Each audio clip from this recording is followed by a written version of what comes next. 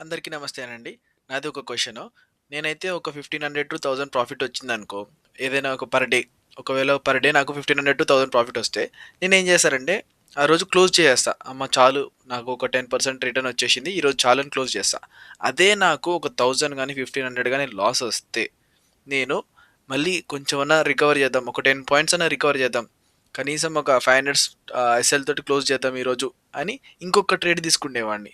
So ఇలా మీరు గూడా ఎవరైనా చేస్తారా? అంటే నాకు ప్రాఫిట్ వచ్చినప్పుడేమో మనశ్శాంతిగా అబ్బా! నాకంటే తోపు ట్రేడర్ లేడు అని నేను క్లోజ్ చేసేవాడిని. కానీ లాస్ వస్తే మాత్రం పక్కా ఇంకొక ట్రేడ్ తీసుకొని ఏదో ఒకటి అటు ఇటు గెలికి ఓవర్ ట్రేడ్ చేసి దాన్ని ఏదో ఒక విధంగా తగ్గించాలని చూసేవాడిని. నాలాగా ఎవరైనా చేస్తారా? మీలో ఎవరైనా ఉన్నారో లేదో చెప్పండి కింద కామెంట్స్‌లో.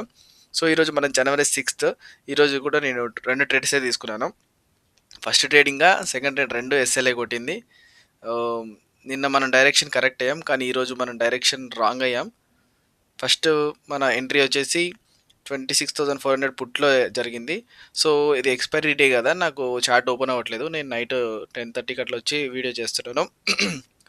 సో, నాకది చార్ట్ ఓపెన్ అవ్వట్లేదు. నా ఫస్ట్ ఎంట్రీ వచ్చేసి 9:33కి 200 దగ్గర అయింది. వితిన్ 1 మినిట్ నన్ను తీసేసింది. 190 దగ్గర. Same strategy.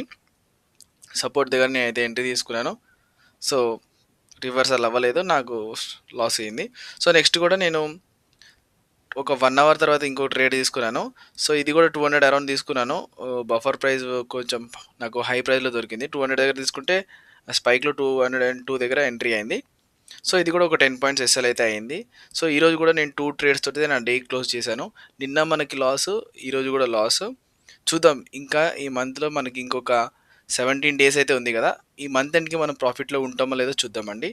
సో, మీరు కూడా మీ ఎమోషన్స్‌ని కంట్రోల్‌లో పెట్టుకుంటున్నారా? లేకపోతే ఓవర్ ట్రేడ్ చేస్తున్నారో లేదో కింద కామెంట్ చేయండి.